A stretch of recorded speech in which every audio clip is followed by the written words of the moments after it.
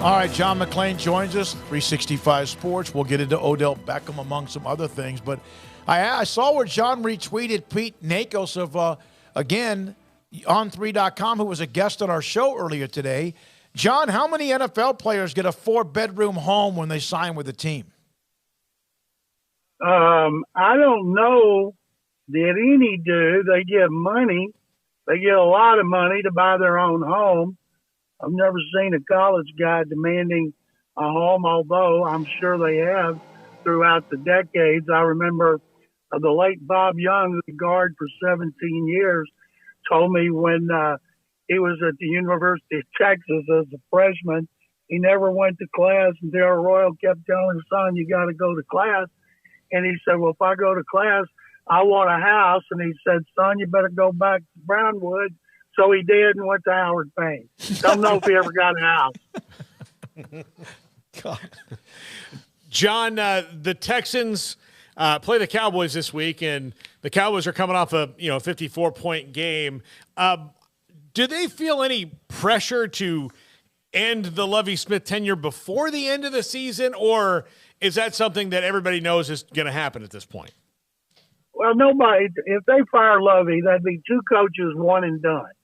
2 minority coaches, one and done. David Culley and Lovie Smith. It's not going to happen during the season, but right now, the Texans, it's not Lovie's defense. He's the coordinator. It's the offense with Pep Hamilton as the coordinator. He has done a terrible job. Their offense has given up as many touchdowns in the last 3 games as the defense, 3. And I fully expect the Cowboys to score a touchdown or 2 on defense because the Texans' offense is as bad as I've ever seen in my 45 years of covering the NFL. What was it like to see Deshaun Watson back in action back in Houston? He was awful. He fit right in. Kyle Allen's the Texans quarterback. He's worse than Davis Mills. He'd have a hard time getting a job in the XFL. Watson looked like a guy who hadn't played 700 days, and he was missing a lot of passes. Thank goodness if you're a Browns fan, their defense scored 2 touchdowns and their special team scored 1. First time in Texans history, they didn't give up a touchdown and lost.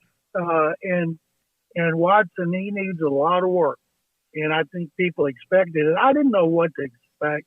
If he'd have come out hot, I'd have been surprised. But boy, he looked like a guy in the first game of preseason, and probably as a rookie. I haven't seen him throw the ball left dead since his first preseason game. All right, somebody in the chat room asked, does John McClain think, and it's from Daniel, can you please ask John if he thinks the Cowboys as a 17-point favorite over the Texans is big enough? No. When I saw after the game, Sunday, it was 15, and I told my wife, I said, I don't bet. And haven't since my first year at the Waco Tribune Herald in 1973, and I was making $110 a week, and I lost $500, and I've never bet since. And but I would have bet on the Cowboys because the Texans' offense is just awful. Think about the Browns didn't score a touchdown; they beat them by 13. The only thing that would keep the Cowboys from blowing out the Texans would be across-the-board food poisoning the night before, or if they were just so bored they couldn't get excited after the game Sunday. But I just don't see with the Texans' offense how this is going to be close. Although I have to say the Texans haven't been getting blown out because everybody runs the ball so much against them, that keeps the score close. By the way, the largest point spread in NFL history, this is from a place called River Journal Online. At least this story. Broncos in Jacksonville in 2013, the Broncos were 28-point favorites. I can't imagine that. Can't imagine that. They won the game by 16. Well, if anybody's going to come close to that, it might be this one. John, the Titans fired general manager John Robinson today. Kind of comes as a surprise, but, I mean, he did trade away A.J. Brown, and then that guy came back and scored 2 touchdowns on him this week. How much of this last offseason was the undoing for John Robinson? He didn't get fired because of A.J. Brown. He got a contract extension through the 2027 draft. They've lost back-to-back games, but they're 7-5 and winning in terrible division. They're going to get a home playoff game. It's a weird time to fire general manager because all of the pro and college scouts are coming in to get ready for free agency and the draft. They have a guy, Ryan Cowden, who's been there since 2016, the vice president of player personnel. He'll replace him as interim general manager. And I would imagine Mike Vrabel, the coach, will get more power over personnel no matter who they hire. But Robinson was 23 games over 500 since he turned that team around. He's drafted a lot of good players, especially on defense. And there has to be something there that goes beyond personnel. It appears as though Jimmy G is not necessarily out for the entire season as initially feared. John, how do you view his injury if he's missing the next few weeks? How does that affect the 49ers? I don't expect him to play the rest of this season. He's going to be an unrestricted free agent. He's not going to do anything to jeopardize what could be a big payday. He's had two major surgeries.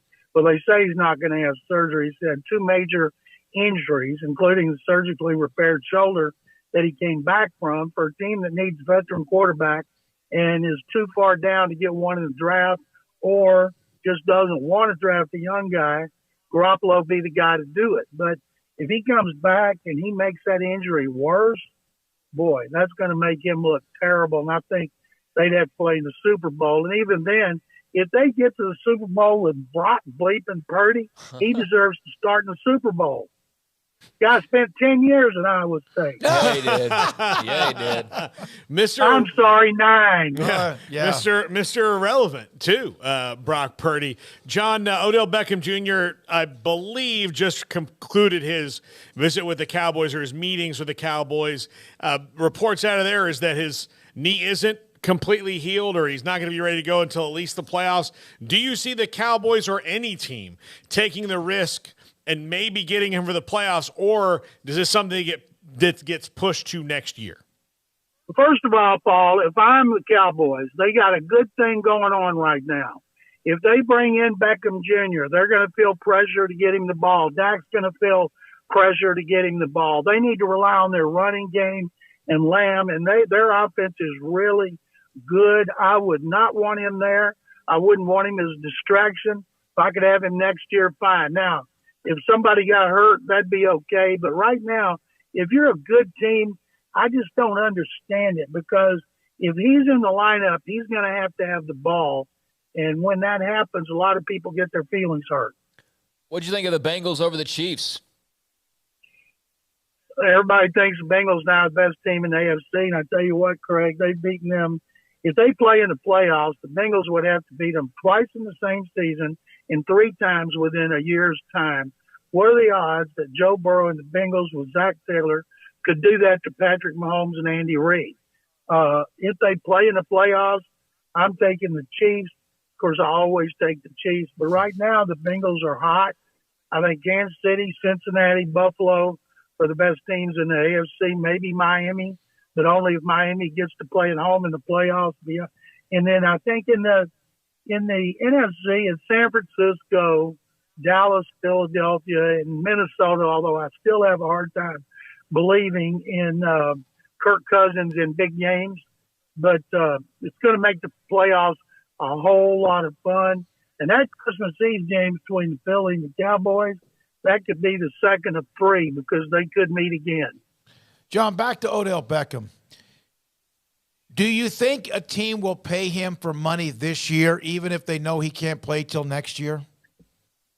I think if you want him for next year, you're going to have to just give him a contract for like 2 years, 3 years with an option. And you're going to put bonus money in there that he gets for games that he plays. And if anybody gives him blanket, a big base salary with no bonuses protecting yourself in case he has a third torn ACL, that is foolish. Thank you very much, John McClain. Thank you, guys. Thank you. John McClain, GallerySports.com, Houston 610, and also with us on Tuesdays at 5:30. The Super Bowl III point spread was 18.5 points. I think it got to 19 at one point when Joe Namath and the Jets shocked the Colts. That's how big that 17